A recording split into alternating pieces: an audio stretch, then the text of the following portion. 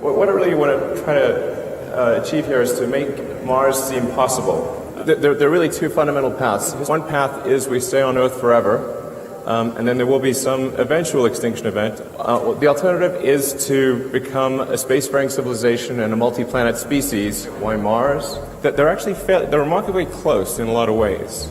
In fact, we now believe that early Mars was a lot like Earth. So we just need to change that bottom row. Because currently we have 7 billion people on Earth and 0 on Mars. The issue that we have today is that there's no intersection of sets of people who want to go and can afford to go. An optimistic cost number would be about $10 billion a person. And if we can get the cost of moving to Mars to be roughly equivalent to a median house price in the US, which is around $200,000, then I think the probability of establishing a self-sustaining civilization is very high. So it is a bit tricky. We have to figure out how to improve the cost of trips to Mars by 5 million %. These are the key elements that are needed in order to achieve the 4.5 order of magnitude improvement. With frequent flights, you can take something like an aircraft that costs $90 million. If it was single use, you'd have to pay $500,000 per flight. So picking the right propellant is also important. Think of this as maybe there's three main choices. That methane actually was the clear winner. And this is a simulation of the overall system.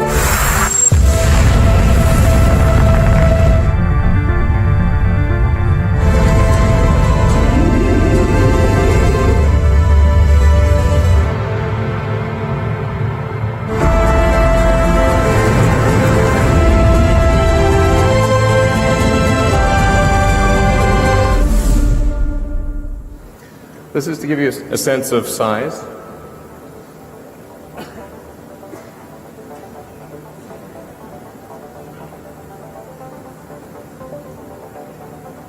So I think at least 100 people per trip is the right order of magnitude, and I think we actually may end up expanding the crew section and ultimately taking more like 200 or more people per flight in order to reduce the cost per person. So it's probably somewhere between maybe 40 to 100 years to achieve a fully self-sustaining civilization on Mars. It's made primarily of an advanced carbon fiber, and like I said, this is all designed so that you could actually lose multiple engines even at liftoff or anywhere in flight and continue the mission safely. The trip time at 6 kilometers per second, departure velocity can be as low as 80 days. Ultimately, I suspect that you'd see Mars transit times of as little as 30 days in the more distant future. I mean, in order to make it appealing and increase that portion of the Venn diagram where people actually want to go, it's got to be really fun and exciting. The crew compartment or the occupant compartment is set up so that you can do zero-G games, you can float around. There'll be like movies, lecture halls, cabins, a restaurant. It'll be like really fun to go. You're gonna have a great time. Really, the key is making this affordable to almost anyone who wants to go. The architecture allows for a cost per ticket of less than $200,000. Maybe as little as $100,000, depending upon how much mass a person takes. So then, what about beyond Mars?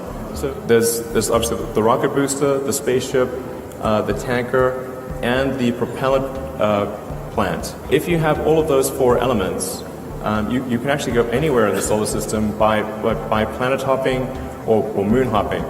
But by establishing a propellant depot, this system really gives you freedom to go anywhere you want in the greater solar system.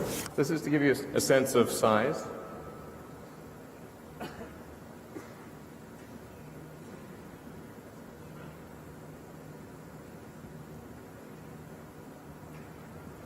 It's quite big.